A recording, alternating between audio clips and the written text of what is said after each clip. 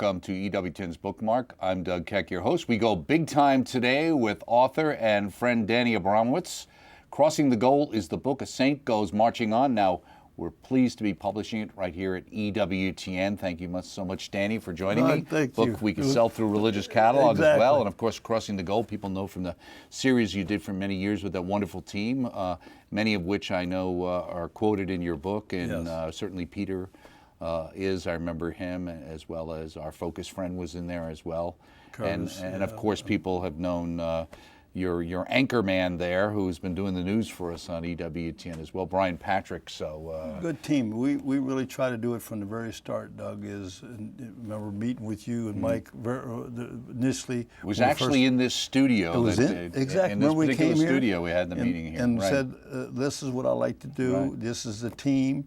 And we want to be bold and proclaim. And the original name we were trying to work on was the Red Zone originally. Red Zone. But we found it was already being used by the NFL, so then... You know who gave us the name? We were trying to figure out Claudia, right. my wife. Your wife, okay, who's also quoted in the book.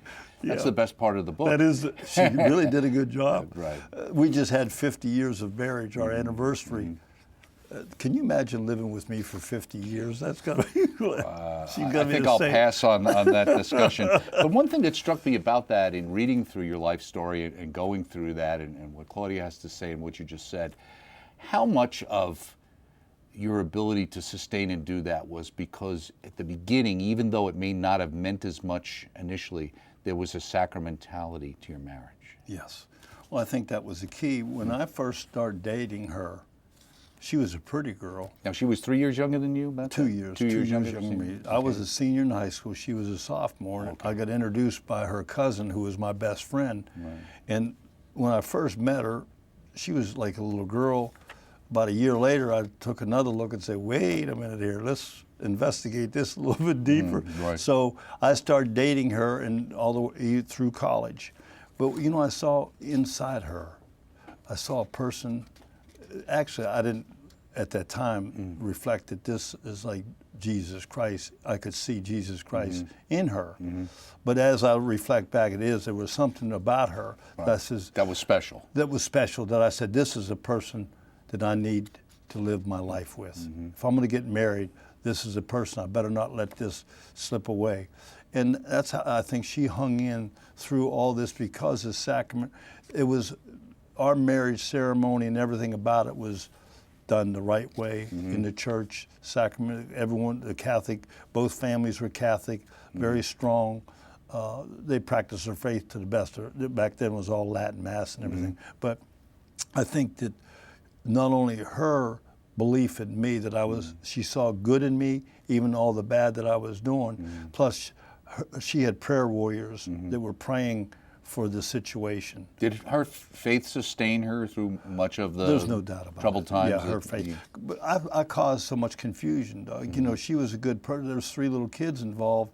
Now, I didn't drink much around the house, but I caused confusion. The kids didn't know what was going on, but I caused her to become confused. Is this, this isn't normal. What's wrong? What did I do wrong? You know, I would try to put the blame back on her. And then I think she just, through just perseverance, and then finally when I came and says, I need to go seek help, and I know you're tired of hearing me, I'm going to go, and I went to AA, and that was December the 15th, 1981, and never touched a drink since. And then but you talk about in the first meeting, you were thinking, well, you know, maybe I've been sober for a few months now, I maybe can deal with it. And then you quote a story of somebody at the meeting, I guess. Oh, yeah. Right? This is about 3 months. In AA, you find out a month, you got to look out for a month, and 2 months, 3 months, 9 months. About 3 months into it, the little guy jumped up to the left. Danny, you're not like the rest of these people. Look at them. You could probably go have a beer or so. You got it licked. Doug, I got up in the middle of the meeting. I started easing out. I got to the door, and I started turning the door to leave. And there was a lady in there in the wheelchair, and she says, hi, my name is Elaine or something. I don't know what. She said, I want to confess something. This past weekend, I had a drink after 14 and a half years. And she said, the scary part is, it was like I never stopped drinking. When she said that, it was like electric prog. I jumped back, I went back into my seat, and what I had done, what I realized, I was even conning myself. I would say, "Hi, I'm Danny, I'm an alcoholic." I never believed that. The next meeting, I said, "Hi, I'm Danny, I'm an alcoholic," and I meant it with the bottom of my heart. But do you think why, in a sense, for this book that you put together, that in a sense you're trying to do for other people what she maybe did for you? I think so. I think the book was for hope, because I wasn't looking to write a book. And then in adoration, the Lord said, "I want you to write a book." And sometimes the Lord doesn't give it real clear. He says, "I want you to write a book," and it stops. What kind of book? What am I supposed to do? Wait a minute, give me a little more walking orders here. Right. And I was at a conference, and I bumped into a priest by accident. A friend of mine from Columbus, many years I hadn't seen him, and I was telling him about what's going on. He says, "Hey, I just had a birthday. It was my 70th birthday." He says, "I'm thinking about writing a book." He says, "You know what you should do? You should write, if you look back on your life, the Lord's done a lot in your life, Danny. You let people know that." That was sort of telling me, this is what I want you to do. And that's what I did. And in fact, I sent him a copy of the book and told him, "You're responsible for this." What I do is, one is that everyone doesn't have to have a dramatic thing as I do, but everyone's dealing with something in their life. There's some tongue-in-cheek. We've been friends for a long time. I can't be serious. I don't take myself too serious. But when it's time to be serious, when I'm talking about Jesus Christ, I'm serious. No, I understand. Right. But when I'm not, I like to joke around. Steel comes over those eyes. Right. See, right. I got to be serious when it's serious. I got to joke around. And who am I trying to attract? I'm trying to attract guys out here and women who are hurting. And these stories about my life, these are not fictitious stories. These are fact. Right. And then my wife is fact what she dealt with. Right. And it's fact that I had to turn to the Lord. Please, I said, "Lord, please help me." Doug, he answers that prayer all the time. Now at his convenience, not ours. Right. So I think that this book needs to be I think it's a tool to start people back on the track of Well, you say right at the beginning that even though much of my story takes place in the front or the backdrop of professional football, my spiritual journey is similar to many others across the world. And you talk about growing up, being born in 1945 in Stubenville, Ohio. Yeah. You're looking pretty good there, Chief. This is the thing that struck me: Dorothy, Dot, and Stanley Paper. And then you've got, it's like the Bowery Boys grew up here. We got Slugs, Pokey, Pepper, Goose, Ironhead, Carp, Brassy, Feets, and Melonhead. Now that was his cadre of friends, or that was my friend. That's the guys. Those are my guys hometown. That's where everybody had a nickname. My dad's name was Stanley. No one in the world called him Stanley. He was Paper. My father-in-law was Joseph. And what did they call you? Pepper. Pepper. No, my father-in-law was he was Pepper. Right. Who were you?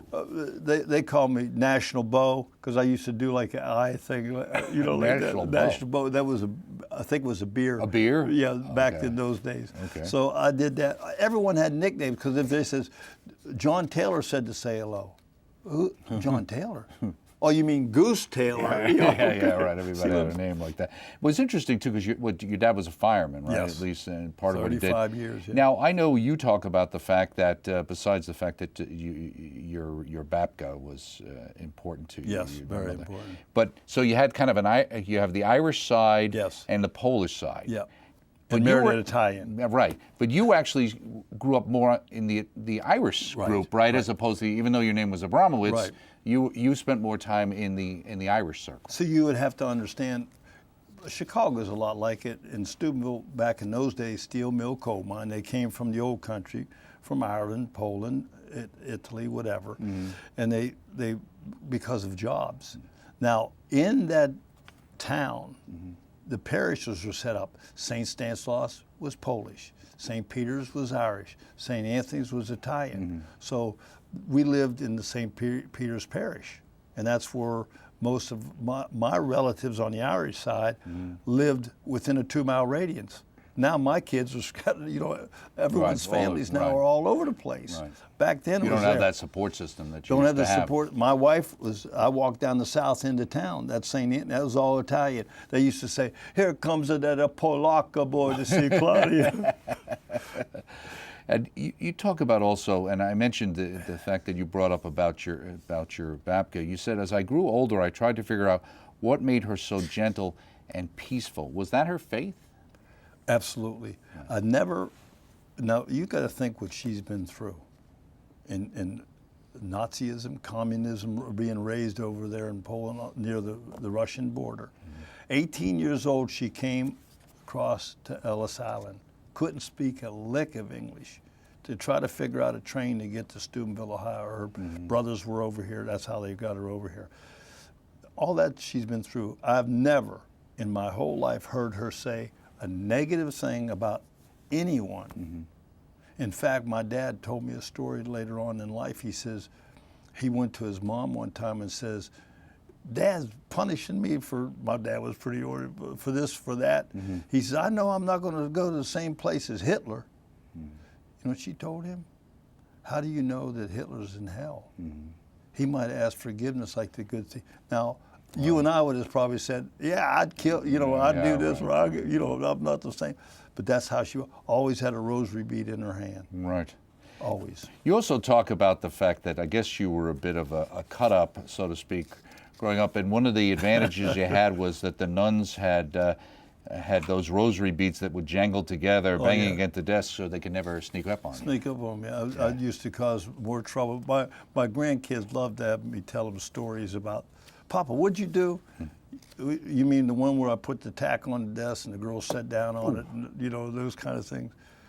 Yeah, I said, but what'd they do? I said, they paddled you sometimes back in those days. Right. But I deserved every one of them. And I've never said, I better not go home and say the nun did this, the nun did that, because then I'd get it at home, too. That's right.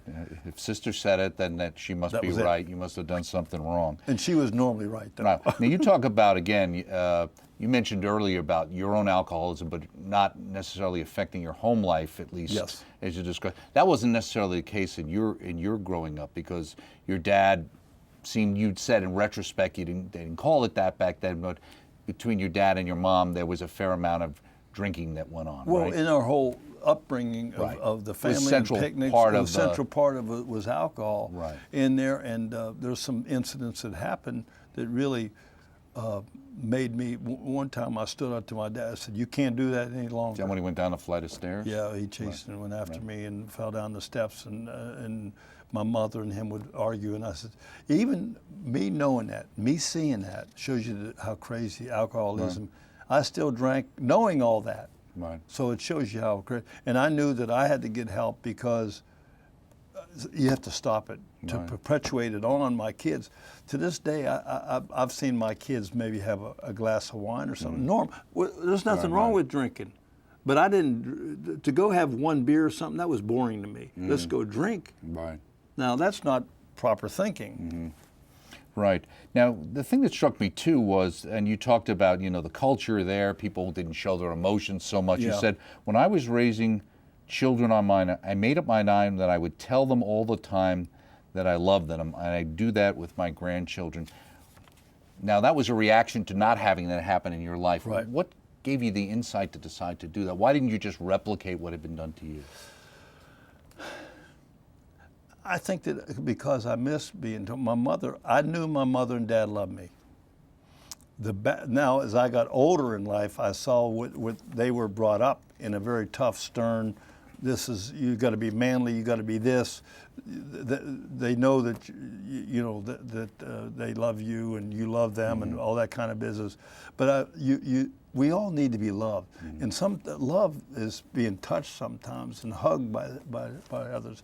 So I got to a point in my life that I knew that I wanted to do that. And with my dad,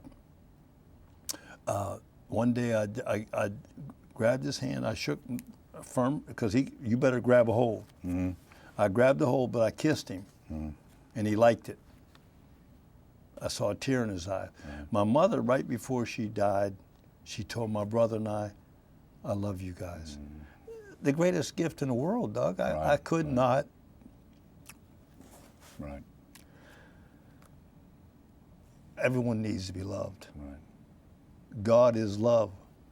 He gave these children and grandchildren to us to love them, to show God's love to them. Now, they might reject it some, but that doesn't mean I stop. Right.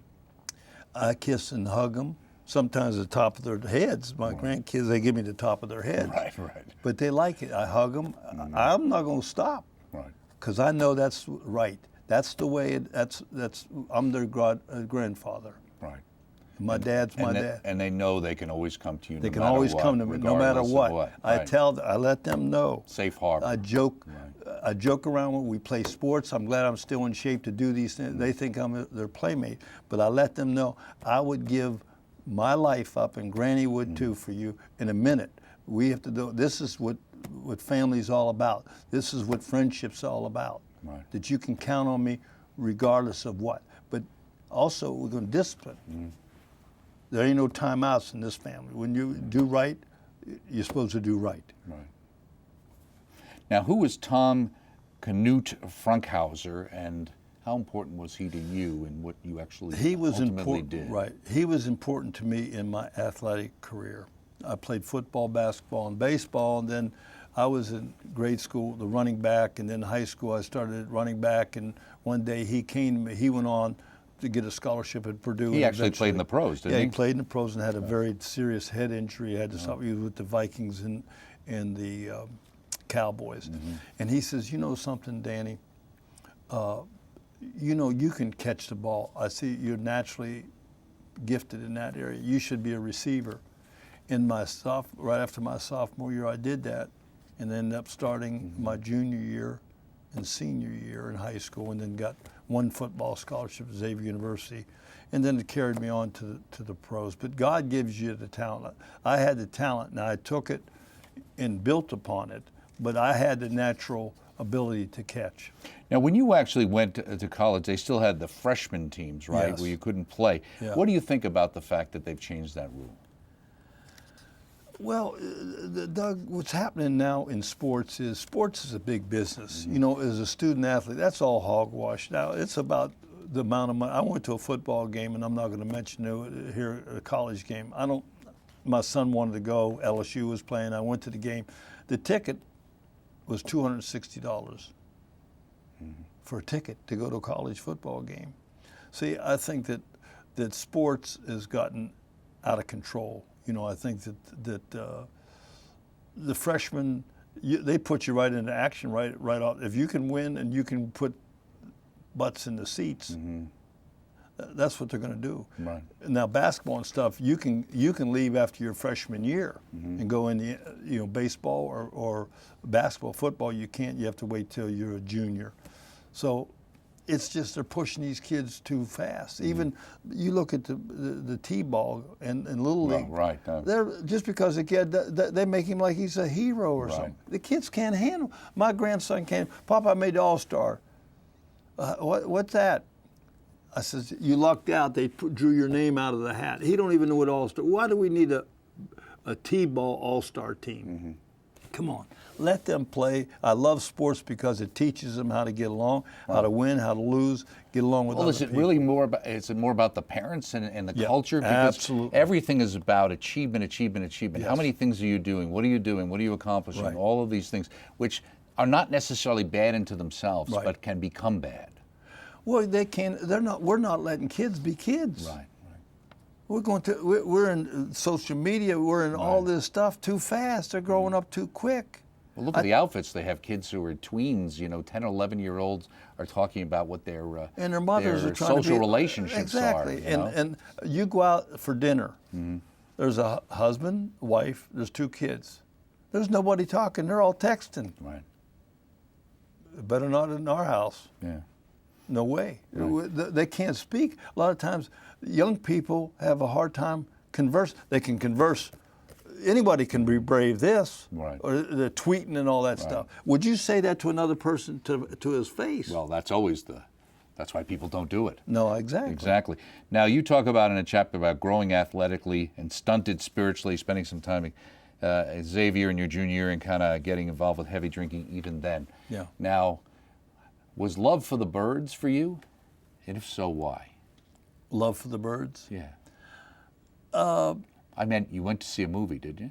Oh yeah. I took my wife took her to a date and Of all the movies you went to see, The Birds. Yeah, I mean it scared me to death. It's just I must not understand too much about love, fright maybe. But it was an Alfred Hitchcock movie. Some of these young people who might be watching need to Google and find out the movie The Birds. That shows you I wasn't too bright. Now, you never expected to be drafted for the pros, right? No, I mean, who's looking for a 5'11", 190-pound, white, slow, wide receiver? I don't think they were just. But good hands, very good hands, good hands. But see, but Doug, what happens? They got combines. They can test your running, your this, to that, but they can't look into my heart. Mm-hmm. When I was brought up, my dad never quit. In Stubenville, Ohio, it was toughness. Don't quit. Don't ever let them know you're hurt. So when I got drafted in the 17th round. They didn't even tell me. My dad had to tell me. Yeah, but when I went to training camp, I said, Coach, all I want is a fair chance. Just Tom Fears? Tom Fears. Tom Fears. And he said, okay, son. He had been a good ball player in his day, too. Oh, tremendous. Right, yeah. So the third back then we played 6 exhibition games, 14 league games. So after the third exhibition game, I played nothing but special teams. The knock on the door, the Turk, they come, bring your playbook, coach wants to see it. That means you're going to be cut. Right. I left the playbook. I went downstairs. Before he could say anything, I said, Coach, you didn't give me a fair chance. I'm not leaving. He says, you're serious, huh? I said, Coach, I'm serious as a heart attack. Mm-hmm. He says, go back upstairs. I'm going to start you this next week. So we played 49ers in Portland, Oregon, and I think I caught 5 or 6 passes in the first quarter and ended up making the team. Right, and you ended up you were named to the All-Rookie team and runner-up to Mel Farr of the Detroit Lions for offensive rookie. And if people don't remember Mel Farr, he was a great ball player. Tremendous. He was a great ball player. Now, you talk about, with all the success, my popularity increased among our fans, and I began receiving requests for speaking engagements and endorsements. Although this caused me to be away from home many evenings and nights, and my drinking increased. Is that because, like you said, you tended to drink when you were away from home? Yeah, away from home, and everything about that was around it.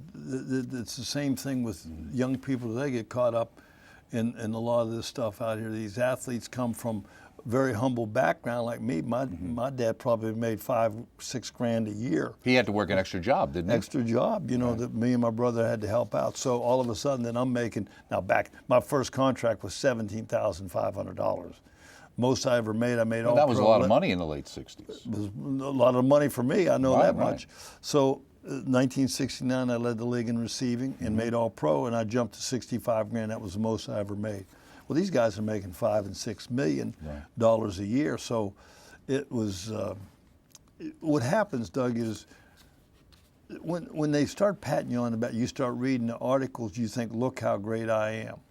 And people are telling you this, and hey, have another drink, have this, get there. You're out with a crowd of hanger-ons. Some people meant well, but I mean, I couldn't handle it. Well, you said the only person more impressed with me than the fans was myself. Yeah. The other thing, I was wondering, for somebody like yourself, who has notoriety, let's say you're playing at that time, it must be tough at the same time when you're not sure, does this person really like me, or do they just like that I'm famous?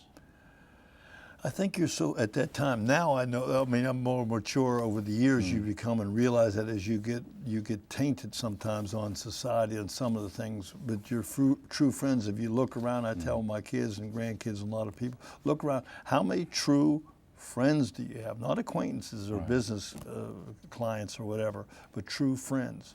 And what happens, I never thought about that then, even though some of the guys that I hung with back then, I've remained friends with because their lives turn. Right. And they start walking the walk. Joe Cannizzaro is a perfect example. 1967. You got a picture of Archie Manning when you were working. Archie Manning and State remained close over these years. And you find who your real friends are.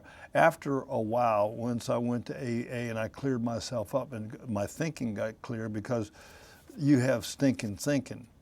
And even though I got sober, I still had to change the idea of stinking thinking, and one was that is, do these people really care about me? The ones that really care about me most is my wife, my kids, my family, and my true friends. Right, and then you talk about where you say, Lord, please help me, that chapter, personal charismatic renewal. Yeah. You say how you were going to go to a Bible study, I think it was, and I didn't tell Claudia, but I didn't want to let her down again if I couldn't follow through. Yeah. And if I did follow through, I wanted to be able to surprise her.